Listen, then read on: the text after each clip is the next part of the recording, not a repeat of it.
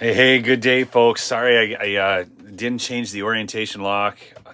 YouTube has a new thing.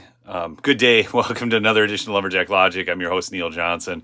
Excited to be with you and share the news with you. But anyways, YouTube changed the live feature on the app. And now if you don't switch the orientation, it automatically puts you in this orientation, which I hate. I like horizontal. But anyways, maybe that's just me. Maybe you guys like this format. But I have got some really big news for you, some good news. And usually I like to have this on a tripod, but I can't put it on there with this. So you're going to have a little bit of shakier footage. But all that aside, people, this is so... In an episode of It Couldn't Happen to Nicer Folks, Pfizer swings to quarterly loss due to Paxlovid COVID vaccine write-offs. The results come 2 weeks after Pfizer slashed its full-year adjusted earnings and revenue guidance and launched a sweeping $3.5 billion cost-cutting plan. That's right. Sales are off, people. I believe it's 43%. 43? Hold on. Revenue is down 42%. Wait. Here, I'll show you guys something really cool. I'm going to show you something. They are, right now, they have suffered a 50% loss in their valuation from the beginning of 2022. And almost 50% since 2023. So the biggest losses have been coming in 2023. Currently, only 7% of the United States population has taken their last shot. Yes. So, out of Bloomberg, here you go. I'll give you this bit. Now, it's not all, so here's the problem. I mean, you want it to be even better, but smash the like, man. This is awesome. I mean, I'm sorry, it couldn't happen to nicer people. I mean, I'm serious. I mean, I don't know. When did I want to know this. When did the left all of a sudden become the people who promoted and trusted big corporate more than anybody else? Is it when more of them got their stock valuations wrapped up in all these companies? Is that when that occurred? Because they're all working for woke companies with 401ks where you're forced to put your money in the stock market for retirement planning, as opposed to other means that you could use. So then it artificially inflates the value of all stocks because they're automatically vesting in these public corporations when people actually, in fact, should not be doing that, but should instead be using active capital to invest in themselves, in their own enterprises, because that's the American dream. It isn't just to own stock in multinational corporations and retire based upon that, but it's to own your own thing. Your own thing. That's right. Your business, your industry. Okay, that's what it's about, to get your own side hustle going where you actually control the outcome versus a company where you don't. I mean, there's so much I could say on this. Anyways, but I'll get on to this article here. So I get off on tangents. It's one of my things. If you're new to the channel and you like tangents, you can subscribe. If you don't, I'm probably not your guy. But I have a firm belief in freedom, free enterprise, the foundational principles of America. That's what I believe in. I believe in our Declaration of Independence that all men are created equal, endowed by their Creator with certain inalienable rights. Among those are life, liberty, and the pursuit of happiness. I believe in the First Amendment, freedom of speech, the Second Amendment, the right to keep and bear arms, and that it shall not be infringed. These are the things I believe in. So I look at things like this, and people, my Twitter handle's down below. I just... share something on Twitter, unbelievable. I want to do a full live on it, but an investigative report out of Georgia that will absolutely blow your ever-loving mind. And we witnessed this not only in Georgia with Brad Ralston, but also Pennsylvania with Jake the Snake Corman, and also in Wisconsin with who's the Robin Voss, who is Paul Ryan's old roommate. I'm telling you, the corruption has invaded the state legislative chambers at a rate that is unbelievable. But back to the terrible news. The terrible news, people. that Pfizer's having a tough time of it. So Pfizer Inc. sales missed expectations for the quarter as its COVID-19 shot and pill continued to create instability for the drug maker's efforts to transition out of the pandemic. See, they were so vested in this, and they had government-mandated sales. See, this is another big problem. And this is what, man, you've got to check out my Twitter feed and see that video, because this is what happens in business is actually writing legislation. It's not just that they're explaining and asking for legislation to be written a certain way. The companies are actually writing the freaking legislation with fill in the blank kind of crap. There was a big investigative report done down in Georgia, and it's just nuts. So anyways, that's going here. I can't read your guys' comments. I'm sorry. I got to do one other thing.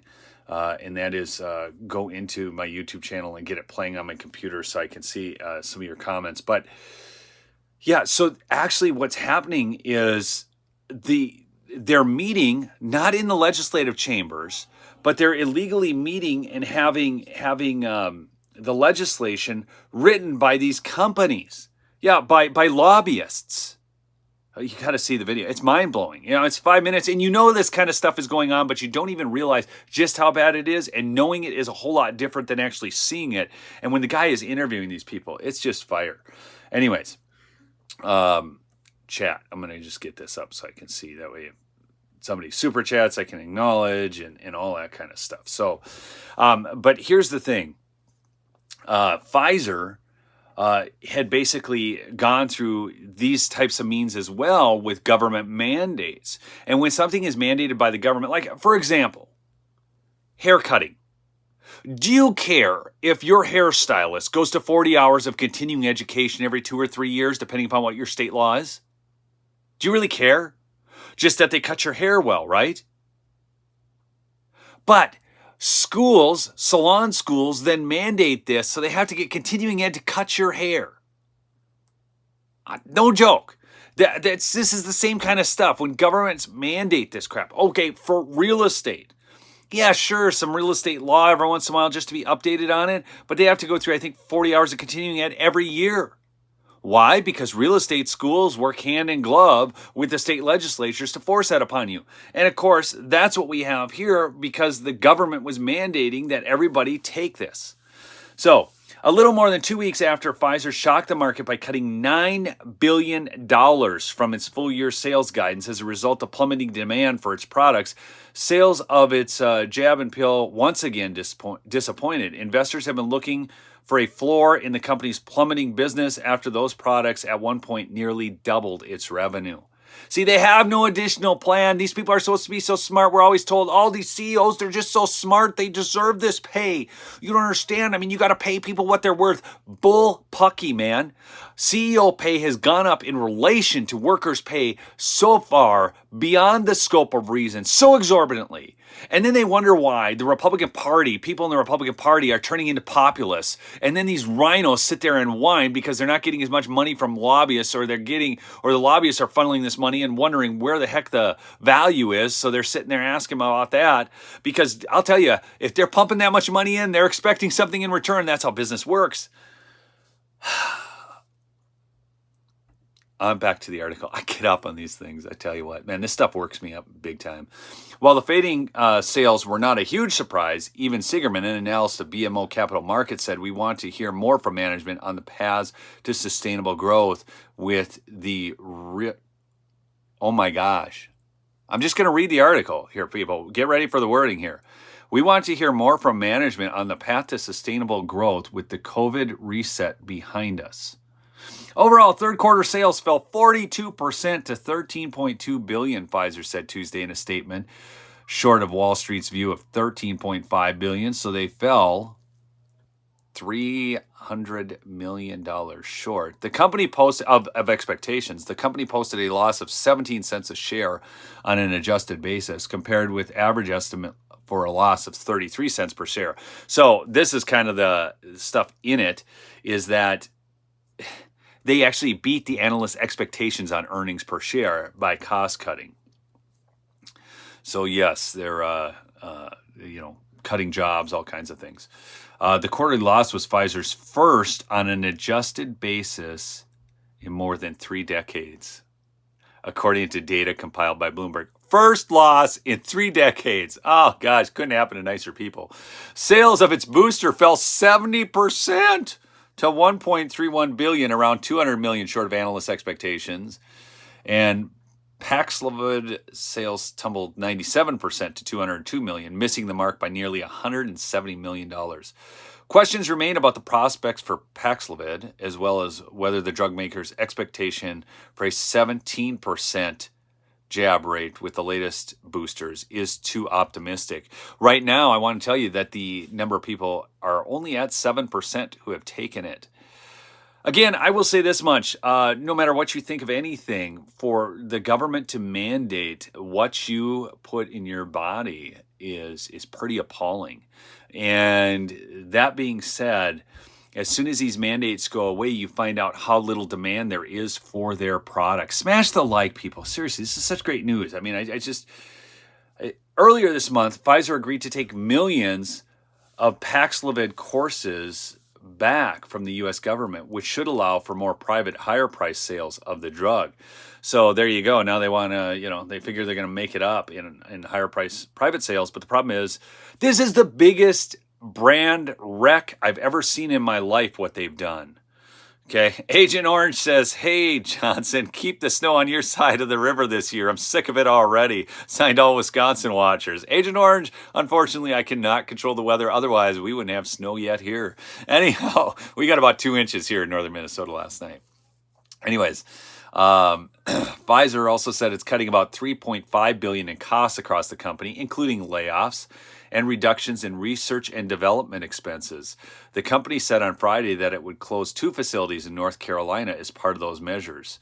The shares were little changed at the New York market open. They had plunged 40% so far this year through Monday's close. So people expected them to lose money. Those losses were already set into the stock price, so you didn't see a big loss in stocks. And you see this all the time. Here's the real question, though, people. Ask yourself this. How many people and the United States Congress started selling this stuff off when they knew the mandates were going south? That's what I want to see. How many? I got to get to the Nancy Pelosi stock tracker and see when Nancy Pelosi sold her Pfizer stock. That's what I'm really curious about, because that's what this is all about. Lobbyists and money for people in Congress. Frickin' makes me sick. Let's see. As for Pfizer's other drugs, blood thinner Eliquis narrowly missed estimates with sales of $1.5 billion in revenue. Ibrance, a breast cancer treatment, met expectations of $1.24 billion in sales, and a group of shots protecting against pneumonia beat estimates with $1.85 billion. Maybe they should focus on other things. Look, I got to tell you, I don't take any drugs. I mean, like, for getting me to take an Advil or an aspirin for a headache is really hard. I mean, in the last 10 years, I don't know if I've taken 5 just basic painkillers for headaches and stuff. I don't want any of it in my body. Okay? I wake up, I had a 5-egg omelet with vegetables. I go to the gym. I want to just take care of myself. I don't want their crap. I don't want it. The company also waits U.S. regulatory approval for its $43 billion acquisition of cancer biotech firm Seagen Inc. The deal got unconditional support from European Union regulators, suggesting it may not face much U.S. scrutiny. Apparently, nothing these people does faces much scrutiny. The road ahead remains challenging for Pfizer, Citi's Andrew Baum wrote in a note. In addition to the COVID franchise downturn, like calling it a franchise. Are you kidding me? Listen to this. This is like when the truth comes out. It's a franchise. The expensive Seagen purchase has potential for talent loss post-integration, he said. There you go. That out of Bloomberg. The numbers on the stock are not good at all. It did lose more money today, but not as much because it had already lost 40% this year, and it's down 50% since 2022, the beginning of 2022, end of 2021. So that's what's going on. That's your good news report for the day. I'll try and get a couple more videos out for you. I did a great one on Adam Kinzinger. It is hilarious. You got to watch it. Go back, check out the channel if you're new, subscribe, and please support the sponsor, MyPillow. MyPillow.com, promo code Lumberjack will save you up to 66%. And I am telling you what, folks, their dog beds are awesome. I have one dog bed. I'm going to have to get a second because my dogs actually, they don't want the other dog bed anymore. They want the MyPillow dog bed. And I mean, I've got the MyPillow 2.0. Well, here, I've got one right here. MyPillow 2.0. This cooling technology fabric is awesome. I don't even use a pillowcase on it right now, but it's incredible. So get yourself some products. Buy for Christmas. Buy your liberal friends some Mike Lindell products.